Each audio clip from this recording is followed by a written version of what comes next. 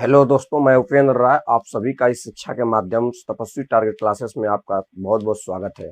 आज हम लोग क्लास 9th का थर्ड क्लास लेंगे, जो कि चैप्टर्स के अंतर्गत आने वाले जो कंटेंट्स हैं उनके बारे में अध्ययन किया जाएगा। अभी हम लोग केवल संख्या पद्धति की क्वालिफिकेशन और डिफिनेशन से ही संबंधित जानकारियां इकट्ठा कर रहे थे।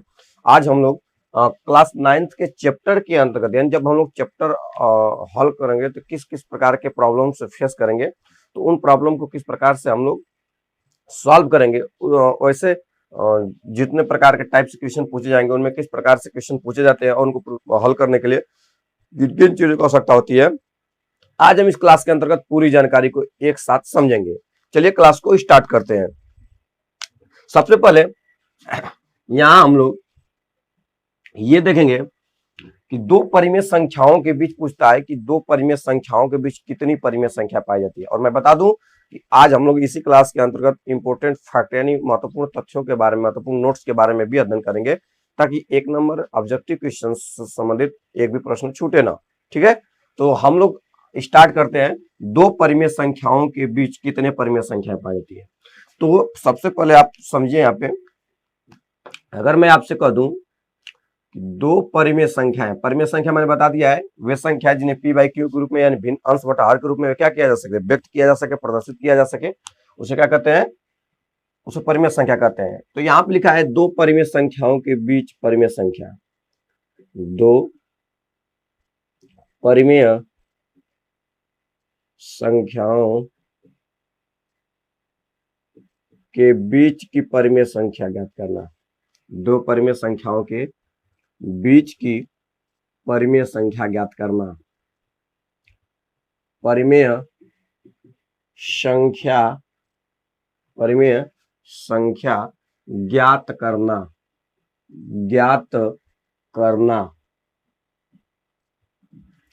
दो परिमेय संख्याओं के बीच परिमेय संख्या ज्ञात करना। परिमेय संख्या का मतलब कुछ भी हो सकता है। परिमेय में आप जानते हैं पूर्णांक और भिन्न यानी दशमलव दोनों आता है।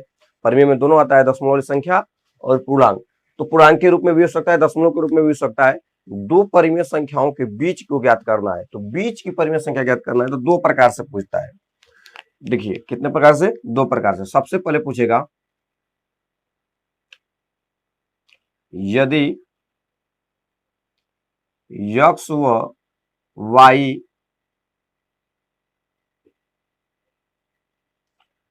दो परिमेय संख्या हैं, दो परिमेय संख्या हैं, तो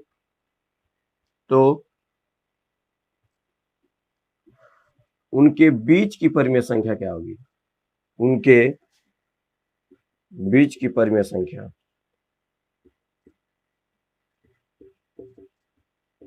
जैसे मैं कह दूं कि 1 से लेकर 9 तक कोई संख्या है, 1 से लेकर 9 तक, तो उसके बीच की परिमेय संख्या क्या होगी। तो बीच का मतलब क्या होता है, बीचों बीच। बीचों बीच क्या आएगा, 5 आएगा। बीचों बीच क्या आएगा, 5 आएगा। तो बीच की परिमेय संख्या का मतलब क्या होता है कि 1 से लेकर 9 तक में देखेंगे बीचों बीच कौन आ रहा है। तो बीचों बीच कैसे निकालेंगे, यदि x और y दो परिमेय संख्या है तो उनके बीच की जो परिमेय संख्या होगी वह होगी, यह सूत्र याद रखना, दोनों को जोड़कर 2 का भाग दे देना है। दोनों को जोड़ के क्या कर देना है, 2 का भाग देना है। तो दो परिमेय संख्याओं के बीच की परिमेय संख्या चाहिए, चाहे जैसे 4 5 के बीच परिमेय संख्या था, 4 5 को जोड़ो 2 का भाग दे दो। 10 20 के बीच परिमेय संख्या, 10 20 को जोड़ो 2 का भाग कर दो। हमको चाहिए 5 और 10 के बीच की परिमेय संख्या, तो 5 और 10 को जोड़ेंगे 2 का भाग कर देंगे। तो यहाँ पे केवल आपको एक संकेत दिखाया गया है एक अक्षर के रूप में, x और y की जगह पे कुछ भी हो सकता है, कोई भी परिमेय संख्या हो सकता है। बस आपको याद रखना है कि यदि x और y यानी दो प्रकार की संख्या और उनके बीच का परिमेय संख्या निकालना हो, उनके बीच का, तो उन दोनों नंबर्स को ऐड करना है, बटा में 2 कर देना है, तो बीच का परिमेय संख्या निकल जाएगा। दूसरा क्वेश्चन इस टाइप से आता है। दूसरा क्वेश्चन, यदि x व y दो परिमेय संख्या है, दो परिमेय संख्या है, तो उनके बीच की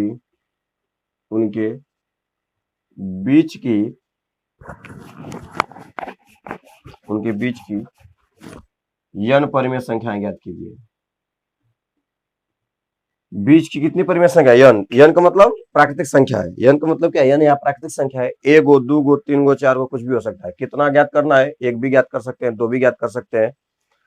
x और y दो परिमेय संख्या है तो उनके बीच की n परिमेय संख्या, n परिमेय संख्या मतलब x और y के बीच में 4 गो परिमेय संख्या ज्ञात कीजिए, 5 गो ज्ञात कीजिए, 100 गो ज्ञात कीजिए, 1 लाख ज्ञात कीजिए, क्योंकि दो परिमेय संख्याओं के बीच अनंत परिमेय संख्या होती है।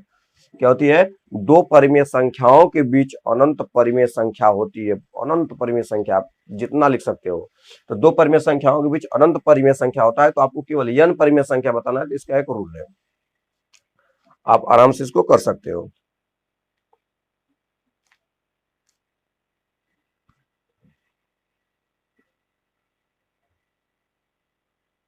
n परिमेय संख्या लिखेंगे यहाँ पे संख्या।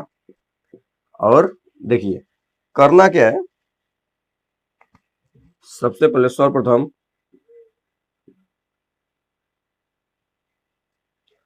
d बराबर निकालना है। d क्या है, एक डिफरेंस है। d आप समझ सकते हैं एक कॉमन डिफरेंस के रूप में यूज किया जा रहा है, जिनके मान को d का मान निकाल करके हम आराम से केवल यहाँ पे d का मान आपको निकालना है। याद रखना है बस कि यदि आपके पास दो परिमेय संख्या है, उनके बीच का n परिमेय संख्या निकालना है, तो सबसे पहले d का मान निकालना है। d क्या है, तो d यहाँ पे आप ले सकते हैं, जैसे यहाँ पे बस आपको पता होना चाहिए, यहाँ आपको दिखाना है यक्स जो है बड़ा है y से। यक्स क्या है, यहाँ x बड़ा है y से। इस दोनों नंबर में जो बड़ा होगा उसको x लेना है, जो छोटा होगा उसे y लेना है। फिर सुनिए, दो नंबर्स होगा, जब सवाल लगाएंगे तो ये तो कंफर्म कर ही देंगे, लेकिन यहाँ पे समझिए, अगर आपके पास x और y नाम का जैसे 5 और 6 है, तो कौन बड़ा है, 6, तो 6 बड़ा है, तो मान लीजिए वो x है आपका, 5 छोटा है तो y मान लीजिए, ऐसा समझने के लिए। तो यदि आपका नंबर जो बड़ा है उसे x के रूप में समझना है और y के रूप में समझना है। इसे समझाने का मेरा अभिप्राय क्या है, यहाँ पे है, आपको बड़ा में से छोटा को घटा देना है, बड़ा को छोटा में से क्या कर देना है, ऊपर घटा देना है। फिर से सुनिएगा, सबसे पहले हम d का मान निकालेंगे, बड़का में से छोटका के घटा के, और जो परिमेय संख्या ज्ञात करेंगे उसमें 1 जोड़ देंगे। हमको 5 परिमेय संख्या ज्ञात करना तो n + 1 से भाग दे देंगे।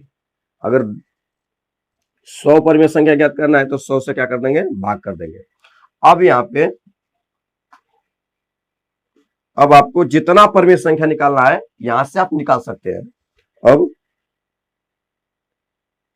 n परिमेय संख्याएं, केवल एक ही काम करना था भाई कि d का मान निकालिए और जितना मन करे उतना n परिमेय संख्या ज्ञात कीजिए। तो अब n परिमेय संख्याएं इस प्रकार होंगी, केवल एक को याद करना है, बाकी हो गया, इस प्रकार होंगी। सबसे पहले आपको सबसे छोटा नंबर लेना है। छोटा नंबर कौन है, y है। जैसे x भी हो सकता है, y भी हो सकता है। मान लो कि यहाँ पे x हो, y हो, यहाँ पे ये ध्यान दे रहा है कि हम जो भी लिखेंगे यहाँ पे छोटे नंबर्स में ऐड करेंगे। d के मान को किस में ऐड करेंगे, छोटे में। तो मेरा छोटा कौन है, y है, तो मैं y वाला में y प्लस पहले क्या करूंगा, d करूंगा, ठीक है। फिर y प्लस 2d करूंगा, दूसरा है तो 2d ना होगा, y plus d, y plus 2d, तीसरा है तो y प्लस 3d, चौथा है तो y प्लस 4d। बस यही करना है, y प्लस 4d, यानी सेकंड इस संख्या में इस d के मान को जोड़ना है। पहला है तो d जोड़ेंगे, दूसरा है तो 2d जोड़ेंगे, तीसरा है तो 3d जोड़ेंगे, चौथा है तो 4d जोड़ेंगे, पांचवा है तो y प्लस 5d जोड़ेंगे, यनवा पद निकालना है तो y प्लस nd हो जाएगा। क्या हो जाएगा, y प्लस एन डी। मतलब आप समझ चुके होंगे कि 10 को निकालना है तो 10d तक निकालेंगे, 100 को निकालना है तो 100d तक जाएंगे। तो इस प्रकार से आप n परिमेय संख्याएं ज्ञात कर सकते हैं कि दो परिमेय संख्याओं के बीच। n परिमेय संख्या का मतलब 5 गो, 6 गो, जितना 8 गो, 10 गो, केवल बीचों बीच का निकालना है तो 2 का भाग दे देंगे जोड़ के। लेकिन जितना निकालना होगा उनके बीच में कह दिया कि 5 और 6 के बीच में 10 गो परिमेय संख्या निकालिए, तो आपको क्या करना है, d निकालना है। क्या निकालना है, सबसे पहले सर्वप्रथम d निकालना है। d क्या होता है, बड़ी संख्या में छोटी संख्या घटा के जितना परिमेय संख्या ज्ञात कर उसमें 1 जोड़ के भाग कर दो। तो 5 गो या 10 गो निकालना है तो 10 1 11 से भाग कर देंगे। अब हमको n परिमेय संख्या निकालना है। 10 परिमेय संख्या इस प्रकार होगा, पहला को y प्लस डी, दूसरा को y प्लस 2d, मतलब जो छोटी वाली संख्या होगी, जिसे 5 6 के बीच पूछे हैं तो 5 6 के बीच पूछे तो 5 plus D, 5 plus 2d, 5 plus 3d, 5 plus 4d, कहाँ तक 10d तक जाएंगे। तो इस प्रकार आप निकाल सकते हो उनके बीच की यन परिमेय संख्याएं।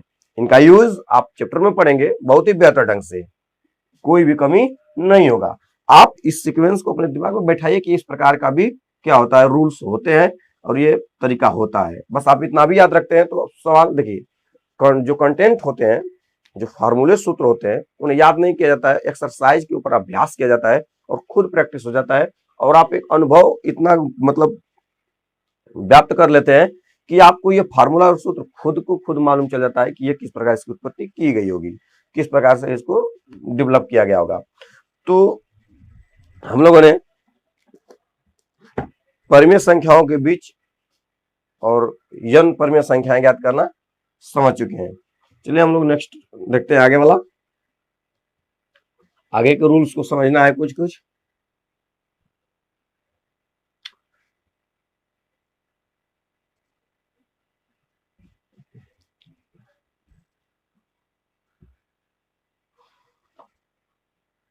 पढ़ाई रेगुलर करें, 3 घंटा 4 घंटा ही पढ़ते हैं, बट रेगुलर पढ़ेंगे तो एक अलग ही चमक आपके अंदर होगी। पढ़ाई से हमेशा जुड़े रहें और अपने आप को खुद से मोटिवेट करें।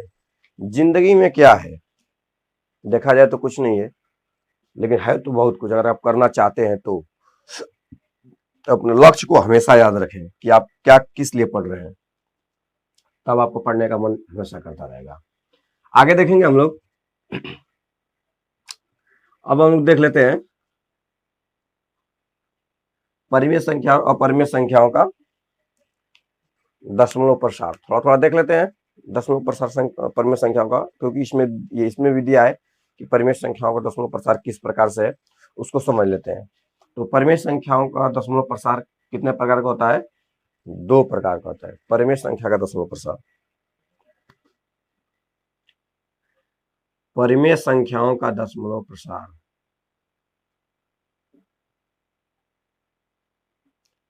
परिमेय संख्याओं का दशमलव प्रसार दशमलव प्रसार दशमलव प्रसार का मतलब क्या है? किसी संख्या को दशमलव के रूप में लिख रहे हैं तो दशमलव वाली बात की संख्या किस प्रकार के कंडीशन में स्थित है, किस प्रकार के कंडीशन में है। जैसे तो परिमेय संख्याओं का जो दशमलव प्रसार होता है वो 2 प्रकार से होता है। एक तो शांत होता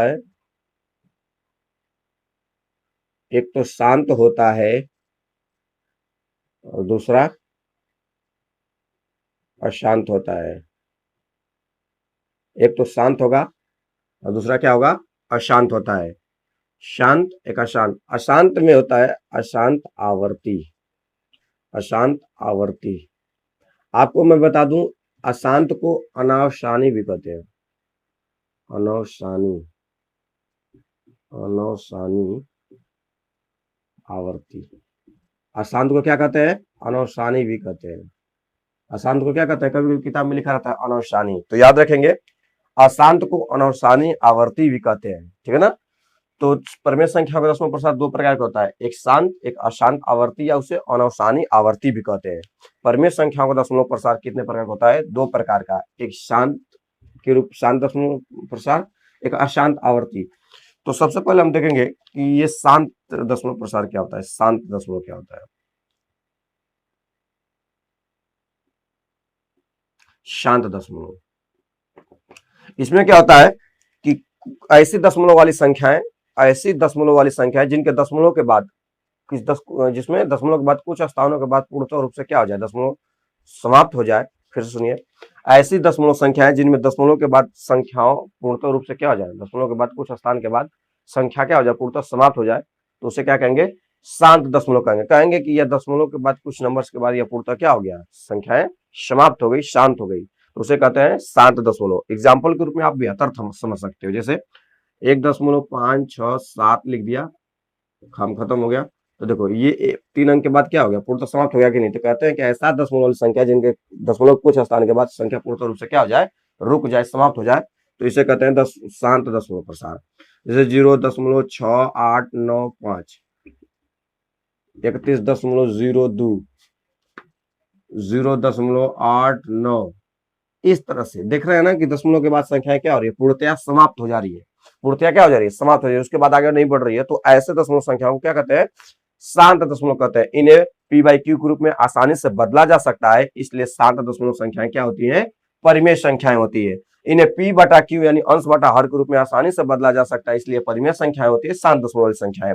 क्यों, क्योंकि यहाँ पे आप 1.567 लिखे हैं तो इसको 1567 बटा में दशमलव की जगह 1 और जितना दशमलव के आगे अंक है उतना 0 आप लगा सकते हो। तो इसको आसानी से आप चेंज कर सकते हो क्योंकि दशमलव संख्याओं को भिन्न में बदलना जानते हैं। अब नेक्स्ट देखेंगे हम लोग अशांत आवर्ती। अशांत आवर्ती, अशांत आवर्ती, अशांत आवर्ती। अशांत आवर्ती क्या है, अशांत आवर्ती या इसे ही मैंने बताया कि अनवसानी आवर्ती भी कहते हैं। याद रखेंगे, अशांत को अनवसानी भी कहा जाता है। अनवसानी आवर्ती, अनवसानी आवर्ती। इसका एग्जांपल्स क्या होगा, सबसे पहले इसको समझना है। इसमें भी एकदम इस तरह से देखो, इसमें शांत हो जा रहा है, इसमें शांत नहीं होगा। अशांत का मतलब कभी शांत ना हो, लेकिन इसमें एक क्वालिटी है, एक विशेष इसके पास गुण है। क्या है कि ऐसी दशमलव वाली संख्याएं जिनके दशमलव के बाद आने वाली संख्याएं कभी समाप्त न हो, किंतु किसी विशेष नंबर का पुनरावृत्ति हो रहा हो। ठीक है ना, मैंने क्या बोला कि ऐसी दशमलव वाली संख्याएं जिनके दशमलव के बाद आने वाली संख्याएं कभी समाप्त न हो, किंतु किसी विशेष नंबर का बार बार क्या हो रहा हो, पुनरावृत्ति हो रहा हो, तो ऐसी दशमलव संख्याओं को क्या कहते हैं, ऐसी दशमलव संख्याओं को अशांत आवर्ती कहते हैं। अशांत है लेकिन क्या है, किसी विशेष नंबर का आवर्ती हो रहा है, पुनरावृत्ति हो रहा है, क्या हो रहा है, रिपीट हो रहा है, तो इसको कहते हैं अशांत आवर्ती। अशांत क्या कहते हैं, आवर्ती। तो शुरू करेंगे यहाँ पे अशांत आवर्ती को हम लोग एग्जाम्पल के रूप में समझने के लिए। जैसे मैंने कहा कि 1.33333 डॉट डॉट डॉट डॉट, मतलब अब 3 ही आएगा। अब क्या आएगा, 3 ही आएगा। तो आप क्या देख रहे हैं, दशमलव के बाद नंबर्स कभी समाप्त नहीं हो रहे, अशांत है। लेकिन एक बात इसमें है कि जो नंबर्स आएगा, जो फिक्स नंबर है, कोई ना कोई एक फिक्स नंबर है जो कि बार बार क्या कर रहा है, रिपीट कर रहा है, रिपीट कर रहा है। तो ऐसे नंबर्स को कहते हैं, ऐसे नंबर को क्या कहते हैं, अशांत आवर्ती कहते हैं। अशांत है, शांत नहीं होगा, लेकिन आवर्ती है, किसी विशेष संख्या का क्या हो रहा है, रिपीट हो रहा है बार बार। तो ऐसे नंबर को अशांत आवर्ती कहते हैं। बहुत सारे एग्जांपल्स हैं, जैसे 22/7 का मान आप जानते हैं 3.142857, 1428557, 1428557 डॉट डॉट डॉट, यानी यहाँ पे 1428557 यानी 142857 बार बार क्या हो रहा है, रिपीट हो रहा है। अब 142857 आएगा, 22/7 भाग देंगे तो ये हमेशा आता ही रहेगा, लेकिन फिक्स है कि नहीं कि 3 नंबर यानी 142857 ये 6 नंबर्स जो है ये बार बार क्या हो रहा है, रिपीट हो रहा है। तो ऐसे नंबर्स को कहते हैं अशांत है, बट क्या है, आवर्ती है, आवर्ती है। तो इंग्लिश में इसको अशांत आवर्ती को कहते हैं non terminating recurring number, non terminating recurring number. Recurring का मतलब आवर्ती है, रिकरिंग का मतलब आवर्ती है। तो इसको क्या कहते हैं,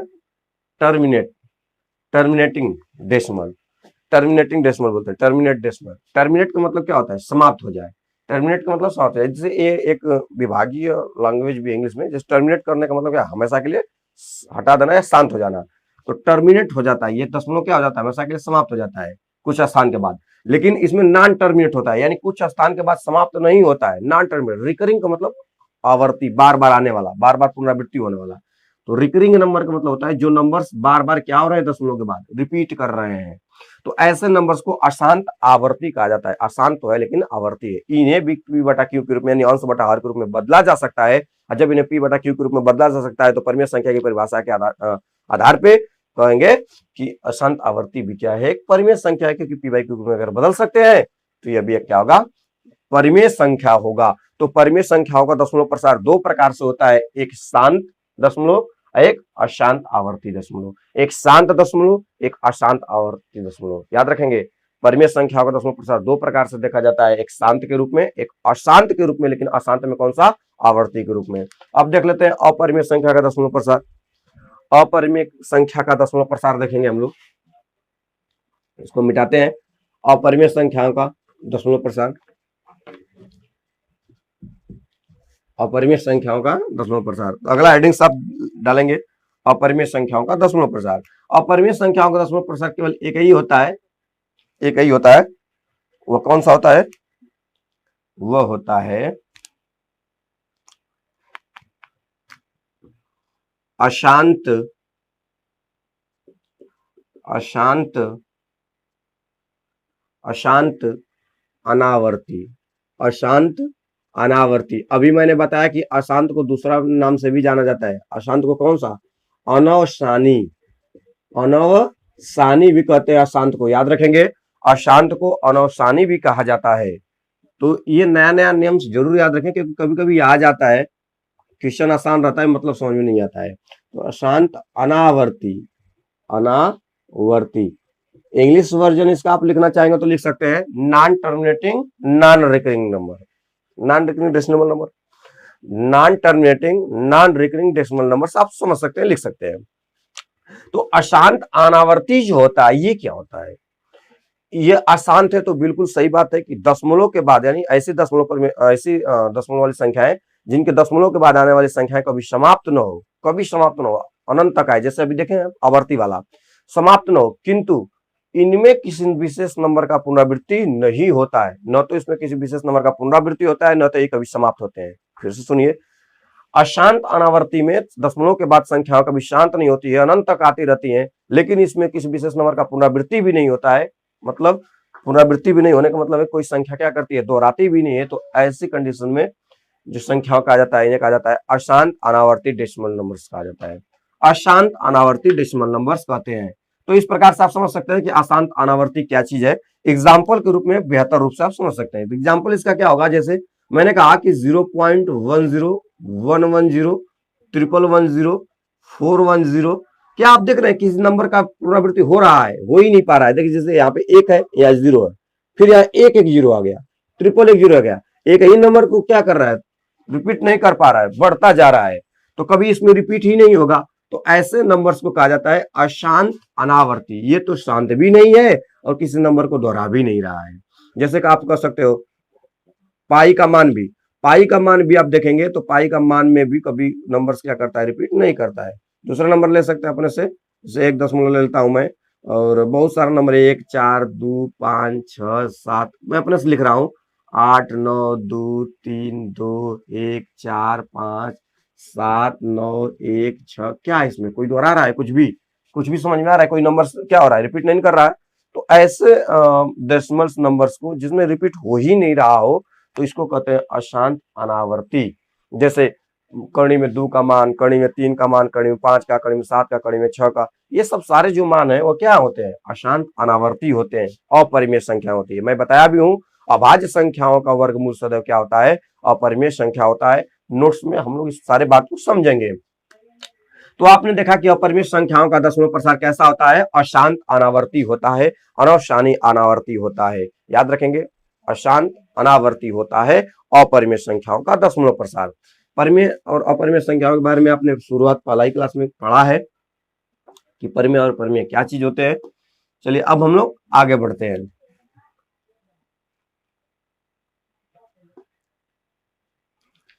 तो आई होप आप समझ चुके हैं कि परिमेय संख्या और अपरिमेय संख्याओं में शांत दशमलव प्रसार, अशांत दशमलव प्रसार क्या होता है। अशांत दशमलव प्रसार दो प्रकार का आपने देखा, उसमें एक अशांत आवर्ती देखा जो परिमेय में है, एक अशांत अनावर्ती देखा जो अपरिमेय में है। तो अशांत में दो प्रकार का, अशांत आवर्ती परिमेय में जाएगा, अशांत अनावर्ती अपरिमेय में जाता है। तो इस प्रकार से आपने परिमेय और अपरिमेय को समझा है। परिमेय अपरिमेय क्या है? संख्याएं हैं जिन्हें पी बाई क्यू में बदलेंगे अपरिमेय होगा, जिनको नहीं बदल पाएंगे, जिनको नहीं प्रोसेस कर पाएंगे उन्हें क्या कहेंगे? अपरिमेय कहेंगे। तो प्रदर्शित करने की बात है, अगर प्रदर्शित हो जा रहा है पी बाई क्यू परिमेय होगा, नहीं हो रहा तो अपरिमेय होगा। ठीक है, अब हम लोग आगे देखते हैं। यहां पे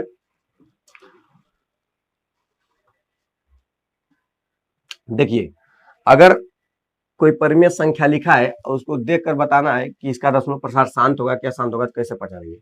तो परिमेय संख्याओं का दशमलव प्रसार शांत है या अशांत है की पहचान करना। परिमेय संख्या, ध्यान सुनिएगा, परिमेय संख्याओं का, दिए गए परिमेय संख्याओं का, ऐसा समझिए, दिए गए परिमेय संख्याओं का दशमलव प्रसार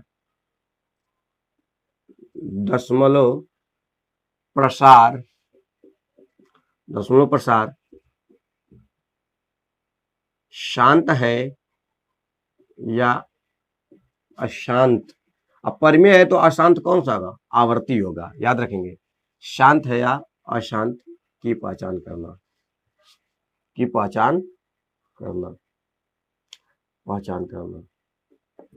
तो इसमें बहुत इजी हो जाता है। इसका रूल्स बहुत आसान है। क्या रूल है भाई?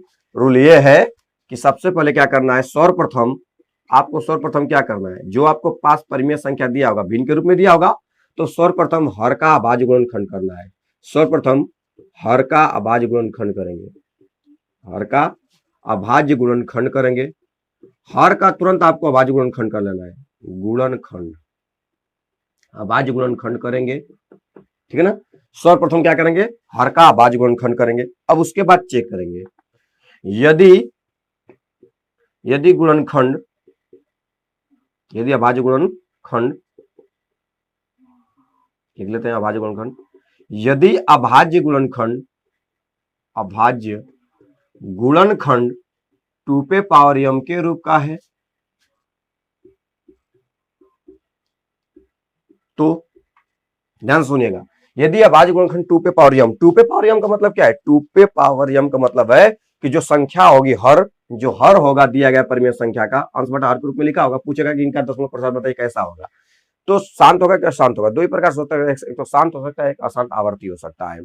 तो आप सर्वप्रथम हर का अभाज्य गुणनखंड करेंगे। जब हर का अभाज्य गुणनखंड करेंगे, देखेंगे कि केवल वो 2 से कटने वाला नंबर, जैसे 4 हो, 8 हो, हर में 4 हो सकता है, 8 हो सकता है, 16, 32, 64, 128, 256, यानी 2 से केवल नंबर 2 के गुणन के रूप में बना हो। तो अगर 2 से, जैसे 8 है, 2 से काटेंगे तो 3 बार में कटेगा, 2 दूना का 4 दूना काट, तो 2 पे पावर 3 हो जाएगा कि नहीं? तो वही मतलब है कि ऐसा नंबर जो केवल 2 से कटे, ऐसा हर हो, ऐसी परिमेय संख्या जिनका हर केवल 2 से कटने वाला हो, तो उसे 2 के रूप में कह सकते हैं ना। जैसे 8 का मैंने, अगर हर में 8 होगा तो 8 का गुणनखंड करेंगे, क्या आएगा? 2 गुणे 2 गुणे 2, तो 2 पे पावर 3 आएगा कि नहीं? तो घात के रूप में, ये का मतलब क्या है? घात के रूप में, अगर केवल 2 के घात के रूप में हो, यानी किसी का भी हर यदि 2 से कटने वाला हो, केवल 2 से कटने वाला हो, तो दशमलव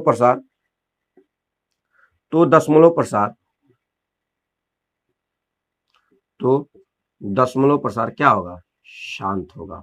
क्या होगा भाई? शांत होगा, याद रखेंगे, क्या होगा?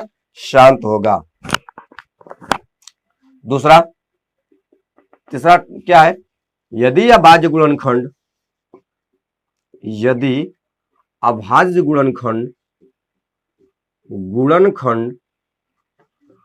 5 पे पावर n के रूप का हो, यानी 5 की घात के रूप में हो, 5 पे पावर n के रूप का हो, है 5 पे पावर n के रूप का है, तो 5 के पावर n का मतलब केवल वो 5 से कटने वाला नंबर, जैसे 5 हो, 25 हो, 125 हो, केवल वो 5 से ही कट रहा हो। जैसे मैंने कहा कि 25, तो 5 गुणे 5 होगा कि नहीं? अगर हर में 25 होगा तो उसका गुणनखंड क्या होगा? 5 गुणे 5, तो 5 पे पावर 2 घात होगा कि नहीं? तो कहने का मतलब यहाँ पे है कि यदि अभाज्य गुणनखंड केवल 5 से कटने वाला हो, वहां पे केवल 2 से हो सकता है कट जाए, केवल 5 से भी हो सकता है कट जाए, तो दशमलव प्रसार कैसा होगा? तो दशमलव प्रसार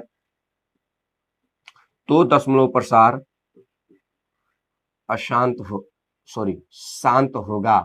तो भी दशमलव प्रसार क्या होगा? शांत होगा। या तो केवल 2 हो या तो केवल 5 हो, तो भी क्या होगा? शांत होगा। थर्ड वाला समझेंगे, इसका थर्ड वाला नियम, यदि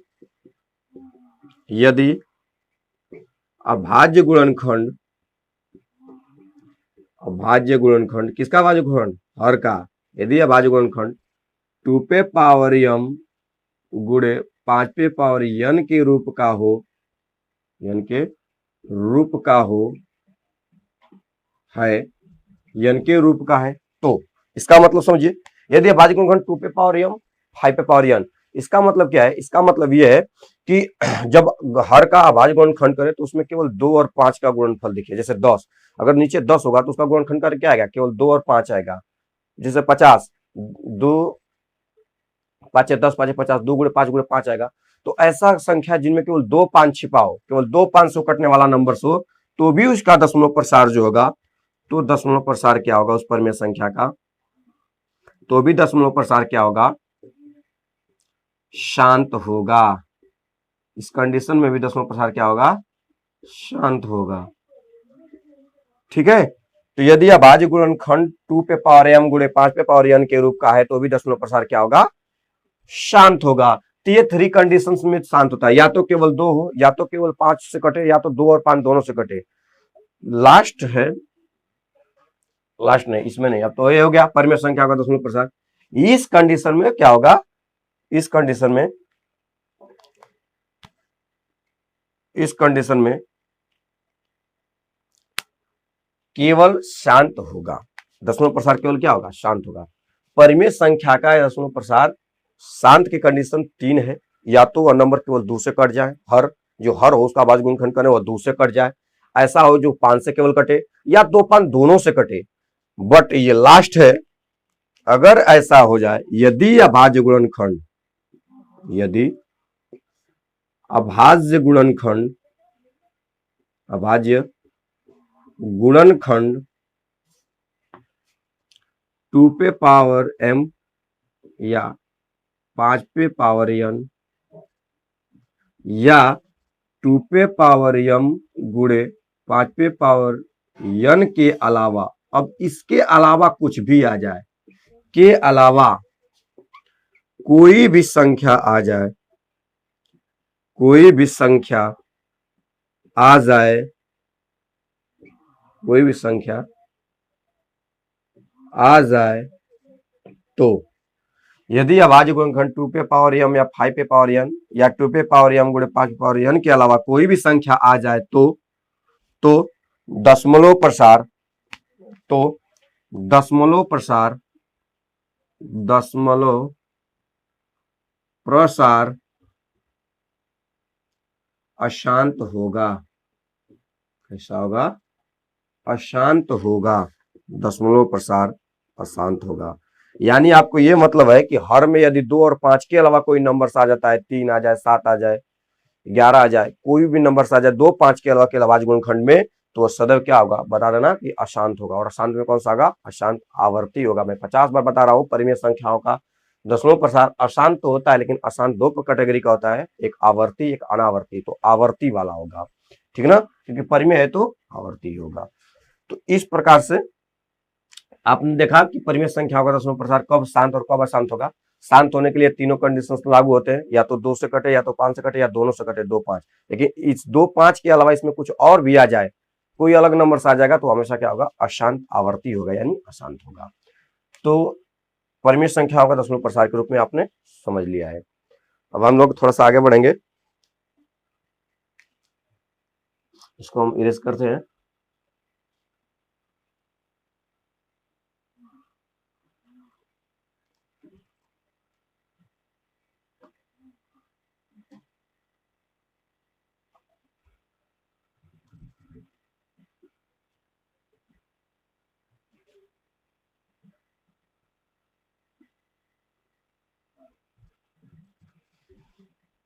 जितने भी कंटेंट्स है उसको हम लोग समझ रहे हैं, और जब हम लोग एक्सरसाइज करेंगे, चैप्टर्स पे जाएंगे, तो चैप्टर के माध्यम से हम बहुत ही बेहतर ढंग से हल कर पाएंगे, और अपने माध्यम से क्वेश्चंस को सॉल्व करने का प्रयास करेंगे कि किस प्रकार से हमें उसको अचीव करना है क्वेश्चंस को, ताकि वो हमेशा के लिए हमारे माइंड सेट हो जाए। इस प्रकार से क्वेश्चंस को बनाया जाता है। वो आंसर देने से पहले आपको ये समझना होता है कि आंसर किस बेस पे बनाया गया है, क्वेश्चन किस बेस पे बनाया गया है, और किस तरीके से डेवलप किया गया है। क्योंकि कोई भी क्वेश्चन बनाने वाला व्यक्ति जो होता है, वह ये जरूर सोचता है कि इसको लगाना कैसे है, क्योंकि जब तक वो लगाकर स्वयं हल करके स्वयं में उसको हल नहीं करेगा, तब तक आपको प्रश्न देगा नहीं। इसका मतलब वो किस प्रकार से आप उसको सोचा होगा, इसका सोल्यूशन इस प्रकार से होगा, तभी तो प्रश्न उस प्रकार से बनाते हैं। तो लोगों के दिमाग में अलग अलग प्रकार की धारणा आती है कि इस प्रकार से बनाना है, तो यही सोचना है कि वो किस सोच पर, किस विचार पे बनाया गया है कि इसको इस तरह से हल करेंगे। तो प्रश्न को समझना बहुत जरूरी है, प्रश्न ही मेन है। प्रश्न समझ लिए तो आंसर आ सकता है। चलिए आगे बढ़ते हैं हम लोग। आगे हम लोग देखेंगे करणी से संबंधित जानकारी, क्योंकि हम देख रहे हैं कि आपके पहले चैप्टर्स में करणी से भी संबंधित क्वेश्चन पूछे जाते हैं। तो वहां पे आप करनी से संबंधित भी जानकारी आप समझेंगे कि करनी को कैसे हल करेंगे। तो करनी को हम लिखेंगे करनी, करनी वाले नंबर्स में। करनी का मतलब क्या होता है, करनी को संकेत के रूप में ऐसे दिखाते हैं, ये है करनी का संकेत, ठीक है ना, इसको करनी कहा जाता है। करनी का मतलब होता है किसी संख्या पे अगर करनी लग जाए तो उसका मतलब होता है वर्गमूल। अगर किसी संख्या पे ये वाला करनी लग जाए तो उसका मतलब होता है वर्गमूल। क्या होता है, वर्गमूल। अगर 3 घात लग जाए करनी के अंतर्गत तो इसको कहते हैं घनमूल। क्या बोलते हैं, घनमूल, याद रखेंगे। अगर करनी में कोई घात नहीं है तो उसे वर्गमूल कहेंगे, इसमें 2 घात छिपा होता है करनी के अंदर, ठीक है ना। अगर किसी संख्या पे करनी लगा है तो उसका मतलब वर्गमूल होता है, और किसी करनी में 3 घात लगाया गया है तो उसका मतलब घनमूल होता है। क्या बोलेंगे, इसको घनमूल कहेंगे। अगर करनी में 4 घात लगा दिया है तो चतुर्थ मूल कहेंगे, चतुर्थ मूल। क्या कहेंगे, चतुर्थ मूल। तो आप समझ चुके हैं, 4 घात है तो चतुर्थ मूल, 5 घात है तो पंचमूल, 6 घात है तो षष्ठ मूल, 7 घात है तो षष्ठ मूल, 8 घात है तो अष्टमूल। तो ये करनी में आपने सबसे पहले समझा कि करनी कैसे बनाया जाता है, तो इस तरह से करनी बनाया जाता है, इसके घात के रूप में उसको नाम रखा गया है। अगर 2 घात वाला है तो उसको वर्गमूल कहते हैं, वर्गमूल वाली करनी। 3 घात वाला करनी है तो घनमूल के रूप में समझेंगे, 4 घात वाली तो चतुर्थ मूल। अब इसका मतलब समझना है, ये जो करनी होता है ये घातांक का बेस होता है। कणियां जो है ये घातांक पे आधारित है। ये जो करनी है ना, अगर वास्तव में समझना तो घातांक के नियम पे ही इसको हल किया जा सकता है। घातांक के नियम पे ही क्या होता है, बेस होता है। कैसे, इस करनी का मतलब ये है, इस करनी का मतलब यहाँ पे यही है कि कोई संख्या करनी के अंतर्गत लिखी है और उस पर पावर अगर 1/2 लगा दिया जाए तो उसका मतलब है करनी में संख्या। समझने के लिए एग्जाम्पल्स के रूप में आप देखेंगे, यहाँ पे एग्जाम्पल क्या है भैया, इसका एग्जाम्पल ये है कि यदि मैं कहूं कि करनी में 5, समझने के लिए, तो इसका मतलब क्या है, 5 पे पावर 1/2, क्योंकि ये करनी कितना घात वाला है, 2 घात वाला है, तो 5 पे घात कितना आएगा, 1/2। मैंने कहा ना करनी जो है घातांक पे आधारित है, तो करनी का मतलब होता है किसी संख्या के ऊपर करनी है तो उस संख्या पे पावर 1/2 उसका मतलब है। अगर किसी संख्या पर, यहाँ पे देखिए, अगर किसी संख्या पर घनमूल का निशान है तो उसका मतलब उस संख्या पे पावर कितना है, 1/3 है। समझिए, जैसे मैंने कहा, जैसे आप समझ सकते हो, जैसे घनमूल लिखा है इसे, ठीक है, इसमें कोई भी संख्या लिखा हो, 7, 6, 8 जो भी है, 7 लिखकर अब घनमूल हटा देंगे, कणिया अगर चिन्ह हटा देंगे तो 1/3 को दर्शित करता है। तो 7 पे पावर 1/3 लिखो, चाहे घनमूल 7 लिखो, करनी लगाकर करनी में 3 घात 7 लिखो, और चाहे 7 पे पावर 1/3 लिखो, दोनों एक ही बात है, बराबर है।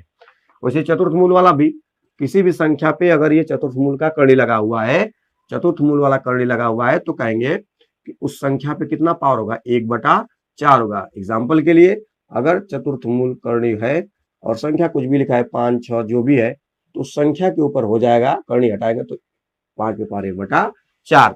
तो ये बेसिक्स अभी हम समझा रहे हैं कि करनी का मतलब क्या होता है, घात होता है।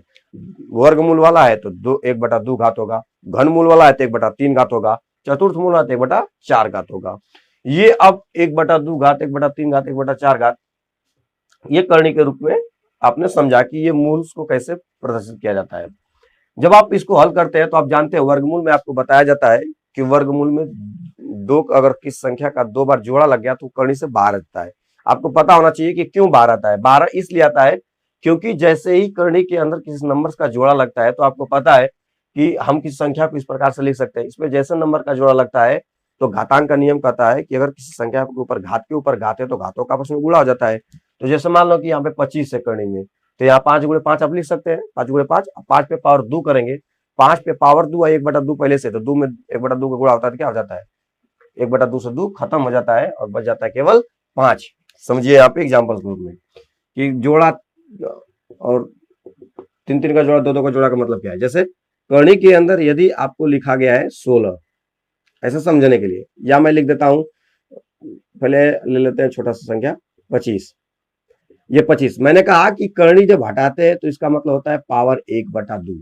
ये करनी में अगर कोई घात नहीं तो उसको वर्गमूल वाली करनी कहते हैं, इसका मतलब होता है पावर 1/2।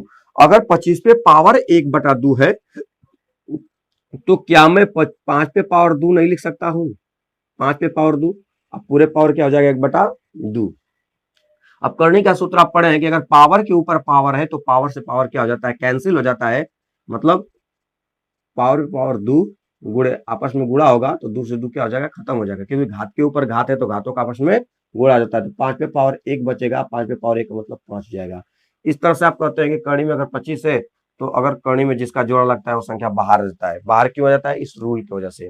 जैसे हम लोग क्या पढ़ते थे, ऐसे पढ़ते हैं कि 5 गुणे 5 है, जोड़ा लग गया तो बाहर आ गया 5। या तक किस आधार पे है, तो इस आधार पे, इस बेस, यही है बेस लाइन, ये इस आधार पे आपको 5 मिल जाता है, जिसको नहीं बता करके डायरेक्ट बता देता है भैया कि आसान भी है कि, लेकिन इसके पीछे रूल क्या है, इसके पीछे तरीका क्या है, ये बेस होता है कि किसी भी संख्या के ऊपर करनी है तो उस पर पावर 1/2 होता है, और उस संख्या जो होती है को हम घात के रूप में बदल करके घात के ऊपर घात वाला नियम का प्रयोग करके घातों का आपस में गुणा करते हैं तो घातांक क्या हो जाता है, कैंसिल हो जाता है, और पावर 1 आ जाता है संख्या के ऊपर, और संख्या वही संख्या 1 प्राप्त हो जाती है। जो घात के ऊपर 1 के रूप में होता है वही एक संख्या 5 प्राप्त हो जाती है। तो इस तरह से आपने समझा। जैसे 3 घात वाला में भी आप समझ सकते हैं। 3 घात वाला में यदि मैं करनी में 8 ले लूं तो आप जानते हैं कि 8 पे पावर, यहाँ पे अगर घनमूल वाला है, ठीक है, घनमूल वाला है तो घनमूल करनी में 8 है तो 8 पे पावर 1/3 होगा, क्योंकि घनमूल हटा रहा हूं मैं। अब आपको पता है कि 8 पे पावर 3 का मतलब मैं 2 पे पावर 3 लिख सकता हूँ, क्योंकि 2 दूना के 4 दूना के 8 होता है। पावर 3 है, पावर के ऊपर पावर, तो पावर का आपस में क्या हो जाता है, मल्टीप्लाई, गुणा हो जाता है। 3 पे पावर 1/3, 3 से 3 खत्म, 2 पे पावर क्या आ गया, 1 आ गया। 2 पे पावर क्या आ गया, 1 आ गया। देखिए अभी जो चैप्टर चल रहा है किसी सारे किताब के कंटेंट से चल रहा है, किसी भी किताब को पढ़ोगे तो इस चीज को आपको पढ़ना ही है, चाहे मनोहर चाहे राजीव से। तो किताब के सारे सवाल को हमको मनोहर को भी पढ़ना है, राजीव को भी पढ़ना है। पहले मनोहर को हल करेंगे, पहले राजीव को हल करेंगे, फिर मनोहर को भी हल कर लेंगे। तो यहाँ पे इस तरह से आप समझ सकते हैं कि ये किस प्रकार से मिल जाता है। आप जानते हैं कि हम लोग जानते थे कि जोड़ा अगर 2 घात वाला है तो 2 2 का जोड़ा, 3 घात वाला कड़ी है तो 3 3 का जोड़ा लगाना है, 4 घात वाला कड़ी है तो 4 4 का जोड़ा लगाना है। इसमें 2 गुणे 2 गुणे 2 करेंगे, 2 का जोड़ा लग जाएगा, क्योंकि घनमूल वाला है तो 3 3 का जोड़ा लगाएंगे, तो 3 3 का जोड़ा लगाएंगे तो 2 गुणे 2 गुणे 2, एक जोड़ा लग जाएगा तो एक 2 बाहर आ जाएगा। यह आता किस पे है, इस आधार पे आता है, घातांक के आधार पे, ठीक है ना। तो यहाँ पे आप करनी को एक बेसिक रूप से समझा कि करनी का मतलब क्या है। करनी का मतलब घातांक के रूप में है, 1 के बटा के रूप में होता है, 1 घात के रूप में होता है, ठीक है ना। तो आगे बढ़ेंगे हम लोग।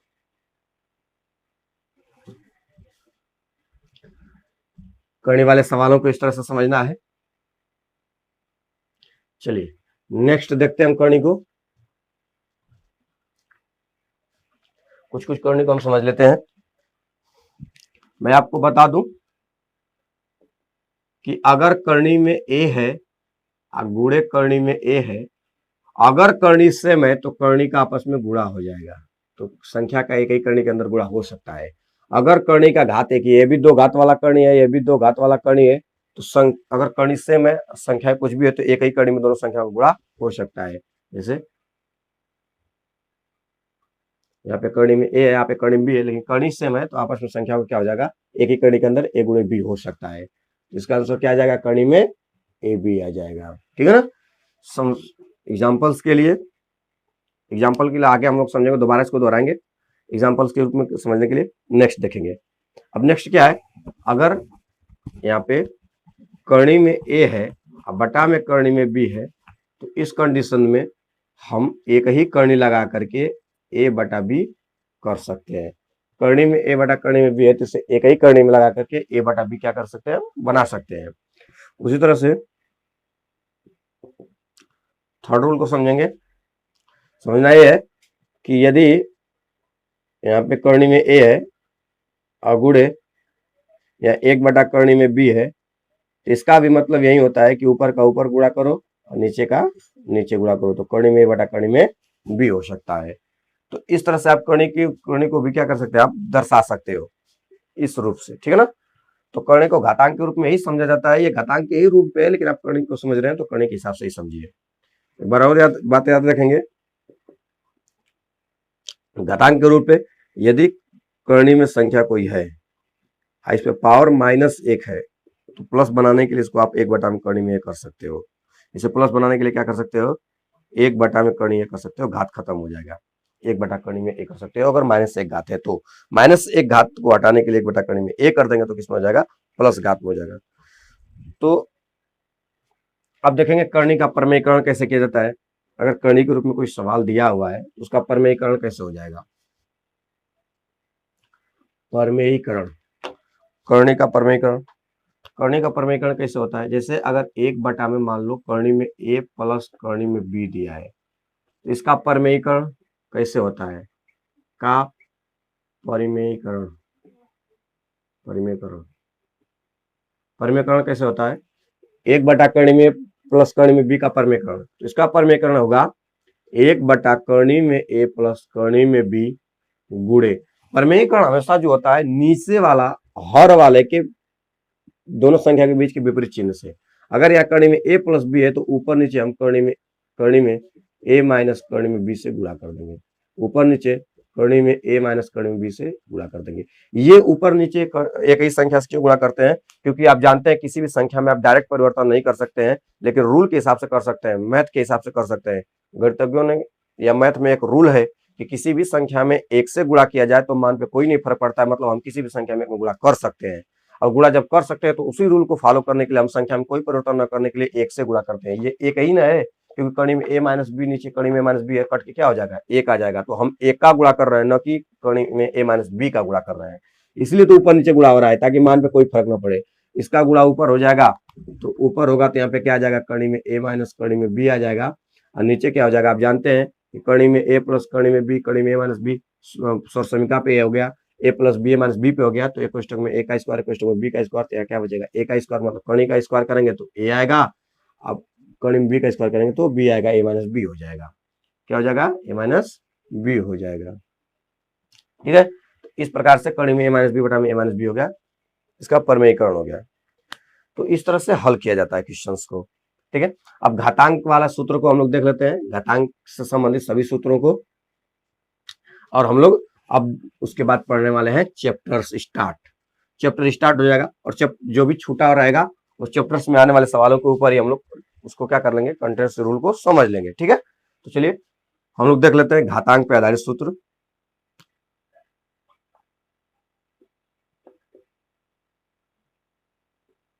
घातांक पे आधारित सूत्र,